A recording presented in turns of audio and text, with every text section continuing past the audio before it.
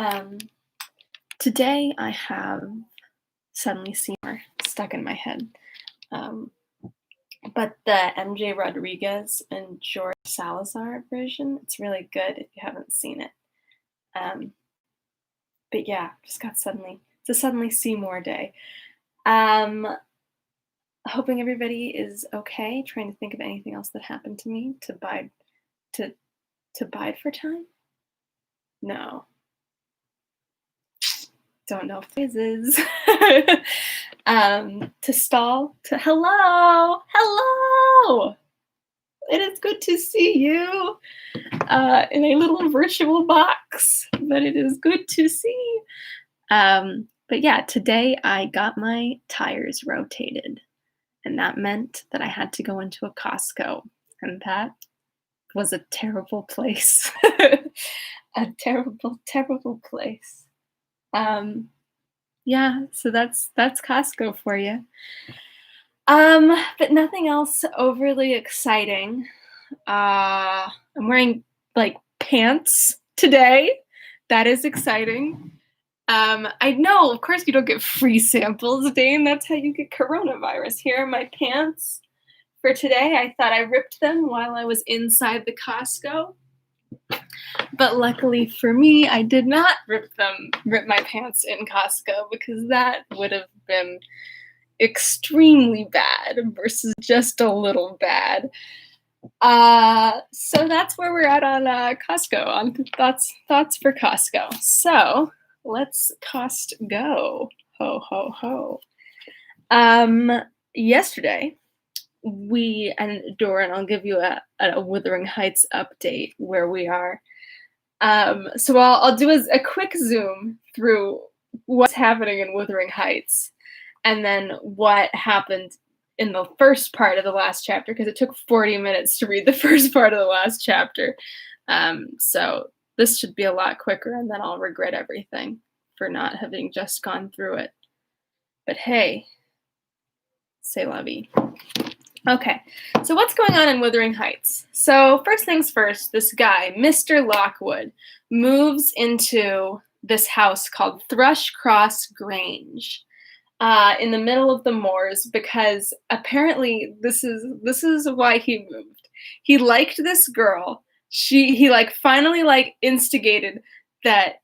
She finally caught on that. Exactly. She finally caught on that he liked him, and then he got so freaked out that he stopped liking her and moved out of the country. So he comes to live at Thrushcross Grange, and his landlord is kind of weird.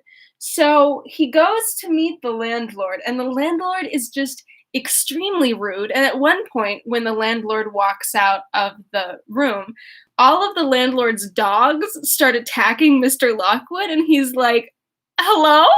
I'm being attacked by so many dogs. So Mr. Lockwood then is not like, I guess I should probably never go back to this guy's house. He's like, I guess I should probably go back to this guy's house in the middle of a snowstorm so that I'm stuck there overnight. He goes back, basically he just makes an ass of himself, is like, are you guys married? And then he's like, no, that's my daughter. And then he's like, oh, that's my daughter. He says oh, so they're married. And he's like, no, that's my stepdaughter. So Mr. Lockwood makes an ass of himself, and the landlord's name is Heathcliff. And that's literally the only name that this man was ever given. It's just Heathcliff. So Heathcliff,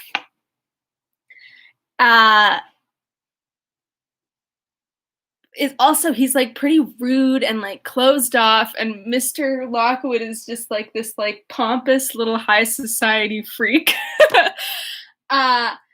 So Mr. Lockwood gets stuck there overnight, and the maid takes him into one of these rooms. She's like, listen, don't tell anyone that I let you go sleep in this room, because Mr. Heathcliff would be super upset with me, but you need somewhere to sleep, so just sleep here.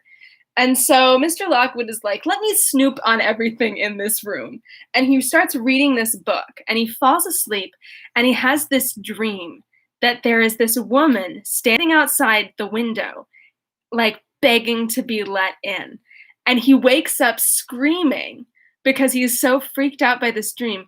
Heathcliff busts in and is like, "What's happening?" Um, and then like Mr. What's his face? Mr. Lockwood's like, "I'm gonna leave because I'm too freaked out to sleep in this room anymore." But he sees that Heathcliff is like still in the room crying.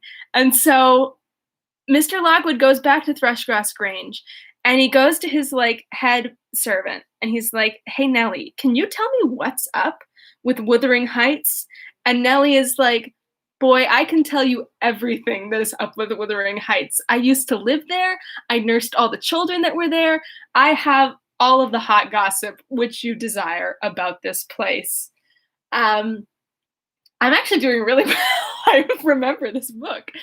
So Nellie starts to tell him this story. So originally at Wuthering Heights, there were two children, Cathy and Hindley, and they were awful, awful children, the worst type of children. But to be fair, no, the dad was actually nice. The dad is nice. The dad one day leaves. He comes back. He's got this other child. He was just like walking around somewhere and was like, "This child doesn't have a home. I'll take him with me." So he takes this child back. And the dad like loves this kid, and this kid is Heathcliff. Heathcliff and Cathy are the same age, so they get along like thick as thieves. They are BFFs. And Hindley hates that.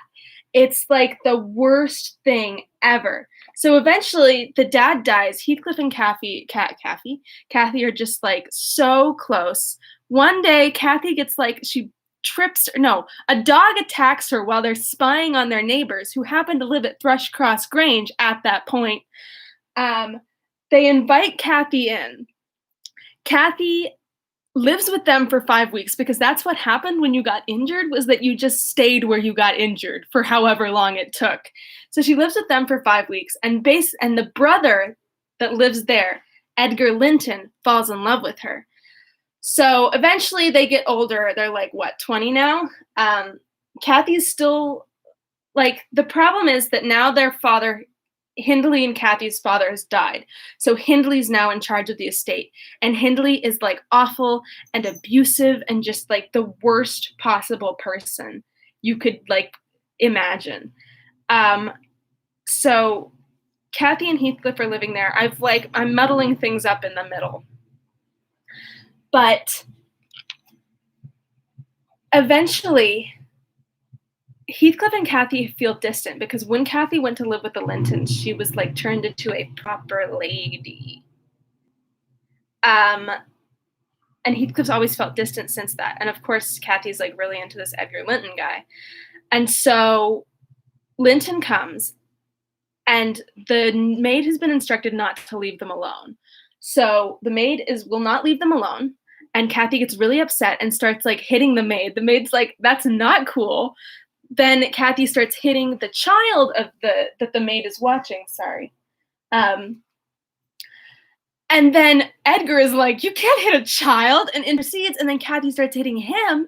And everyone's like, "Edgar, no, get out of there." But also like protect the child. But Edgar's like, "No, I'm going to go. Like, you can't hit me." Very rightly so. And the maid's like, "Yeah, Edgar, don't come back." But then Edgar comes back. And then in the last chapter that we were in, this is what happened in the last chapter. Cathy comes in to speak with the maid after the maid has been speaking with Heathcliff and thinks that Heathcliff is left. So Cathy's like, "Nellie, can I tell you something?" And Nellie's like, "You were just abusing me in the other room. I don't really feel like talking to you, to be honest." And Cathy's like, "Too bad. I'm going to tell you anyways." So she's like, "So I said, I'm going to tell you something that I did, and you need to tell me if I was right or wrong." And the maid's like, "I don't like you." And Cathy's like, "That's fine, but Edgar Linton asked me to marry him, and I want to know what you think." And the maid was like, "Well, I don't think you should marry him because clearly you're messed up." And Cathy's like, "Okay, well, I said that I would, so what do you think?" And the maid's like, "Well, do you love him?" And Cathy's like, "Yeah, because he's hot and rich." And the maid's like, "That's not really love, though." And Cathy's like, "But he's hot and rich." And the maid's like, "Okay, but why do you love him?" And Cathy's like, "Because he's hot and rich." And the maid's like, "That's not enough of a reason, honey." And Cathy is like, "All right, if we're being honest, like, I'm really in love with Heathcliff because," and I want to find the words because they were a lot of words. Um, wow. Okay, here it is. Here it is. Here it is. Okay. Uh, he shall never know how I love him, and that not because he's handsome, Nelly, but because he's more myself than I am. Whatever our souls are made of, his and mine are the same, and Linton's is as different as a moonbeam from lightning or frost from fire. Now that's a lot. You should not marry the other person, Cathy, darling. Um, let's see. And the other one was, oh, she said something else really big, really big. Hmm. Hmm. What was it? Dane, do you remember? It was really nice. It was really nice, and I can't recall. Mm, there was a really good phrase. Nuts. Okay. We don't we don't know. Okay, but anyways, Cathy essentially, oh, Cathy, no, I remembered what it was. Cathy said, like, I can't marry Heathcliff because he's not good enough for me. Essentially. Yeah. Um, And then Heathcliff, who was listening at the door, was like, I'm out. And he left. And the maid's like, oh no. And then she hears Cathy go, like, but his soul is made of the same stuff as mine. And the maid's like, oh no. And so then the maid's like, girl, Heathcliff heard you. And Cathy's like, what? No, he didn't. She's like, yeah, I saw him standing at the door and then I just saw him leave. And Cathy, before her credit, is like, why didn't you tell me? She immediately runs out onto the moors and is like, Heathcliff! So that's where we're at in Wuthering Heights, is that Cathy has sent people to look for Heathcliff. Heathcliff, who like is undoubtedly probably in love with Cathy because there's only 2 women in this country, has run off onto the moors to be sad. That's what everyone is in this book. So let's actually get to reading it. Now everyone should be caught up despite despite it all. So, oh God, I hope William doesn't speak. There's no character named William. Of course he wouldn't speak. One of the characters, Joseph, speaks in, well, he doesn't speak that way. The way that Emily Bronte wrote him was, I think it's, and I'm not going to use the right word, but I think it's phonetically. So she wrote what she felt his words sounded like, but are not the actual English words. So I have to like really parse it out to try and figure out what Joseph is saying, which is just a classist way of writing. And it looks like there's going to be a lot of it. Oh God. Okay. All right. Where? Okay. This is Cathy. I wonder where he is. I wonder where he can be. What did I say, Nellie? I've forgotten. Was he vexed at my bad humor this afternoon? Dear, tell me what I've said to grieve him. I do wish he'd come. I do wish he would. What noise for nothing? I cried, though rather uneasy myself. What a trifle scares you. It's surely no great cause of alarm that Heathcliff should take a moonlight saunter on the moors, or even lie too sulkily to speak to us in the hayloft. I'll engage he's lurking there. See if I don't ferret him out. I departed to renew my search. Its result was disappointment, and Joseph's quest ended in the same. Oh boy. Okay, I think yon lad gets worse and worse, observed he on re-entering. He's left the gate out full swing, and Mrs. Pony has trodden down 2 rows of corn and plodded through right over into the meadow. Handsome diver? The master'll play to the devil to morning, and he'll do well. His patience in itself with such careless, offald craters, patience, insolence he is. Patient insolent. But he'll not be so I don't know that one. You see, all on ye. You mustn't drive him out of his head for nothing, for naught. Okay, there we go. All right, I'll just show you what it looks like because is that it? Yes. It's tough, and I don't love to do it. Okay. Have you found Heathcliff, you ass? Interrupted Catherine. Have you been looking for him as I ordered? Oh God, he's back. Okay. I should I I should more like look for the horse, he replied. It'd be to more sense. But I can look for no neither horse nor man in a night like this, as black as the chimney, and Heathcliff's none not the chap to come at my whistle. Happen he'll be less hard of hearing with you. Okay. It was very dark. It was a very dark evening for summer. The clouds appeared inclined to thunder, and I said we had better all sit down. The approaching rain would be certain to bring him home without further trouble. However, Catherine would not be persuaded into tranquillity.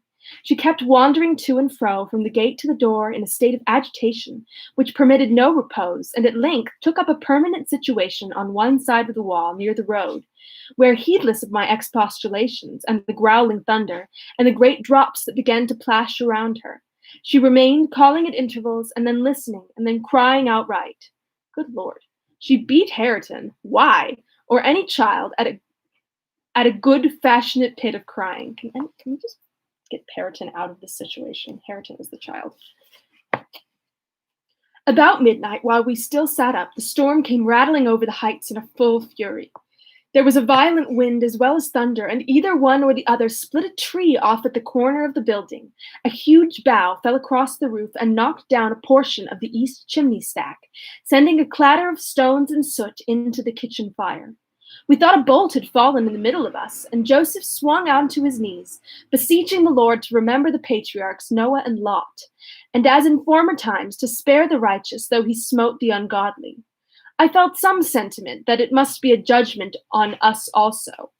The Jonah in my mind was Mr. Earnshaw, and I shook the handle of his den that I might ascertain if he were yet living. He replied audibly enough, in a fashion which made my companion vociferate more clamorously than before, that a wide distinction might be drawn between saints like himself and sinners like his master. But the uproar passed away in 20 minutes, leaving us all unharmed except Cathy, who got thoroughly drenched for her obstinacy in refusing to take shelter, and standing bonnetless and shawlless to catch as much water as she could with her hair and clothes. Once again, I don't know enough about the Bible to understand what's being said. She came in and lay down on the settle, all soaked as she was, turning her face to the back and putting her hands before it. Well, miss, I exclaimed, touching her shoulder, you are not bent on getting your death, are you? Do you know what o'clock it is? 12:30. Come, to bed. There's no use waiting longer on that foolish boy. He'll be gone to Gimmerton, and he'll stay there now. He guesses we shouldn't wake for him till this late hour. At least, he guesses that only Mr. Hindley would be up, and he'd rather avoid having the door opened by the master.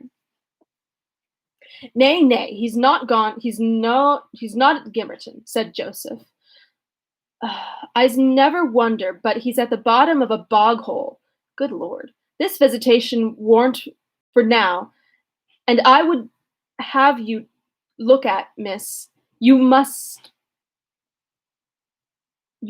be next? Thank heaven for all.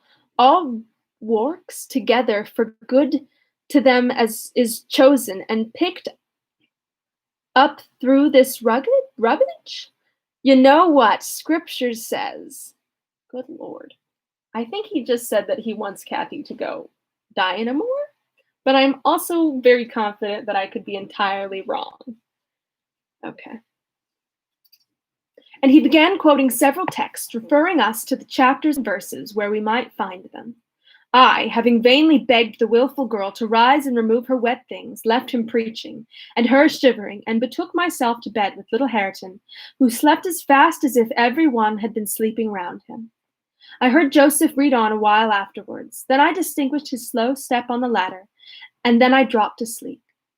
Coming down somewhat later than usual, I saw by the sunbeams piercing the chinks of the shutters, Miss Catherine still seated at the fireplace. The house door was ajar, too. Light entered from its unclosed doors. Hindley had come out and stood on the kitchen hearth, haggard and drowsy.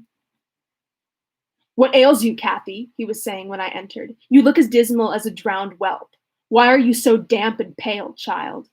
"I've been wet," she answered reluctantly, "and I'm cold, that's all." "Oh, she is naughty!" I cried, perceiving the master to be tolerably sober. Good Lord. "She got stepped in the shower of yesterday evening, and there she has sat the night through, and I couldn't prevail on her to stir." Mr. Earnshaw stared at us in surprise. "The night through," he repeated. "What kept her up? Not fear of the thunder, surely. That was over hours since." Neither of us wished to mention Heathcliff's absence, as long as we could conceal it. I replied I didn't know how she took it into her head to sit up, and she said nothing. The morning was fresh and cool. I threw back the lattice, and presently the room filled with sweet scents from the garden. But Catherine called peevishly to me. "Ellen, shut the window. I'm starving." And her teeth chattered as she shrunk closer to the almost extinguished embers. "She's ill," said Hindley, taking her wrist. "I suppose that's the reason she would not go to bed. Damn it, I don't want to be troubled with more sickness here. What took you into the rain?" Oh boy, here comes Joseph. "Running after the lads, as usual," croaked Joseph, catching an opportunity from our hesitation to thrust in his evil tongue. "If I were you, master, I'd just slam the boards in their faces, all on 'em, gentle and simple. Never a day that you're off, but yon cat and Linton come sneaking hither. And Miss Nelly, she's a fine lass. She sits watching for you in the kitchen. And as you're in at one door, he's out the other. And then where grand lady goes off courting off her side, it's a bonny behaviour lurking among the fiends after 12 at night with that full flaysome devil Heathcliff. They think I'm blind. They think I'm blind, but I'm not. No, not of sort. I see young Linton both coming and going, and I seed you," directing his discourse to me, "you good for naught, slatternly witch," that's me, "nip up your bolt into the house the minute you heard the master's horse fit clatter up the road." I don't understand what he's saying, ever. "Silence, eavesdropper!" cried Catherine. "None of your insolence before me. Edgar Linton came yesterday by chance, Hindley, and it was I who told him to be off, because I knew you would not like to have met him as you were." "You lie, Cathy, no doubt," answered her brother, "and you are a confounded simpleton. But never mind Linton at present. Tell me, were you not with Heathcliff last night? Speak the truth now. You need not be afraid of harming him. Though I hate him as much as ever, he did me a good turn a short time since that will make my conscience tender of breaking his neck." When we say a good turn, Hindley, do you mean catching your son when you threw him over the banister? Or dropped him? I guess dropped him is more accurate. However, I harbor no good feelings for Hindley, so. Where was we? Good term, a short time since, that will make my conscience tender of breaking his neck. Heathcliff.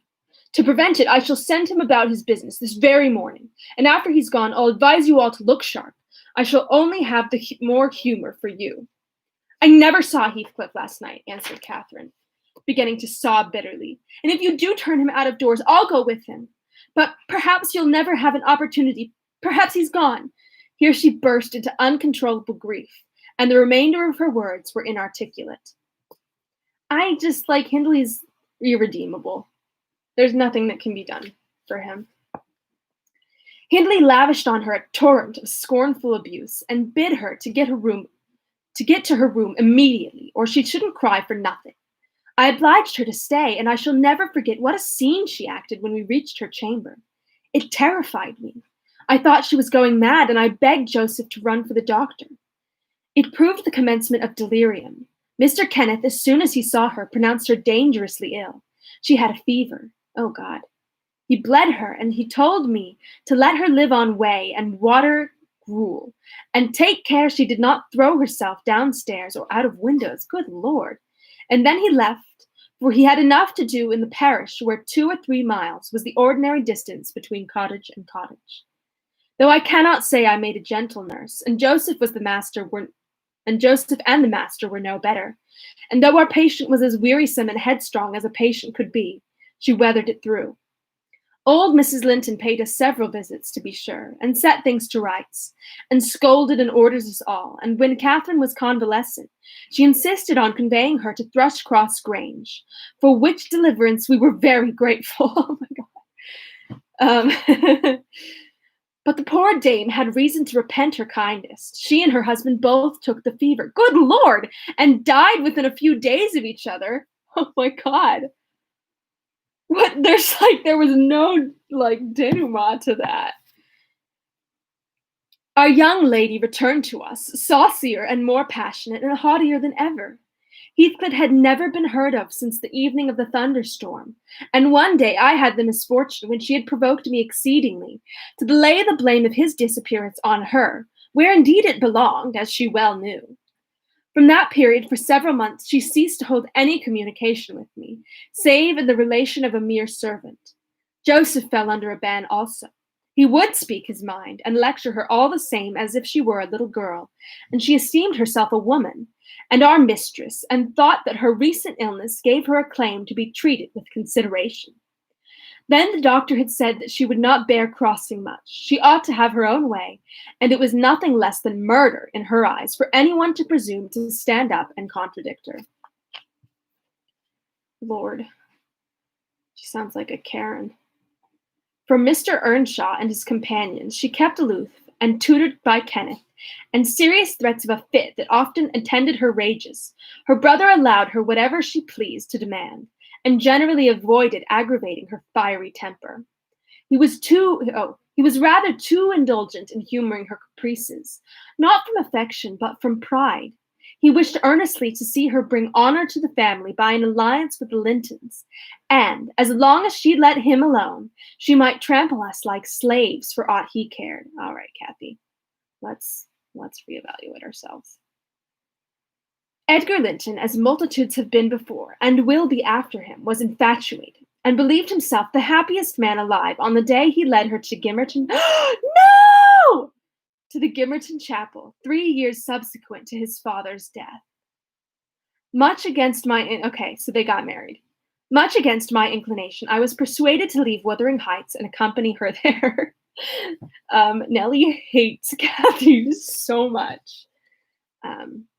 Little Hareton was nearly 5 years old, and I had just begun to teach him his letters. We made a sad parting, but Catherine's tears were more powerful than ours. When I refused to go, and when she found her entreaties did not move me, she went lamenting to her husband and brother. The former offered me munificent wages. The latter ordered me pack up. He wanted no woman in the house, he said, now that there was no mistress. And as to Hareton, the curate should take him in hand by and by.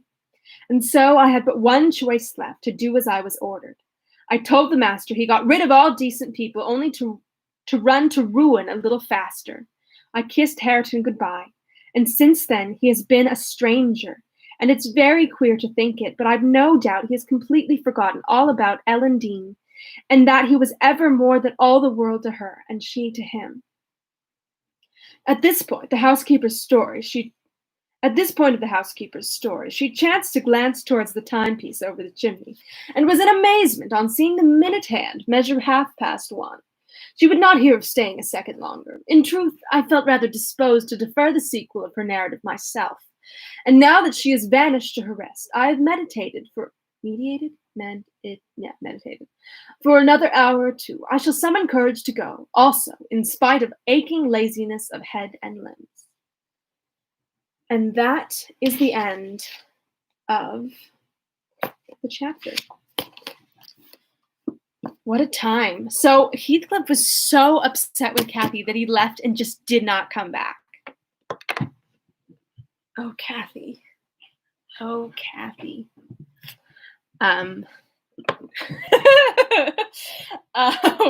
What a trial. What the heck?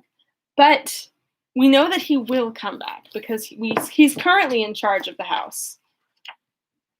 And I don't know what's happening with Cathy. I don't know if she's living. I'm terrified and excited to find out. All right. Well, that is Wuthering Heights for Wuthering Heights for today. As always, it has been wonderful to be here and read with everyone. I really enjoy this time how strange. Sorry. I really enjoy this time every day. It's wonderful for old friends and new. And hopefully I will see you all tomorrow. Thank you. At 3 Friday. No, yes. Well, okay. So it's Friday. So I'm changing the reading time so that on Tuesday and Fridays, I'm going to read at 1 because I'm doing an internship. But I'm not coming in, but that they don't have the internship tomorrow because they have Friday off tomorrow. But I'm just going to read at 1 anyways, I might forget. I'm going to set an alarm. Yes, so I'm reading tomorrow at 1 for chapter 10 of Wuthering Heights. Let's see what trouble Cathy gets herself into this time. Okie dokie, artichokes. See you soon. Goodbye. I'm sure. Yes. Okay. Bye.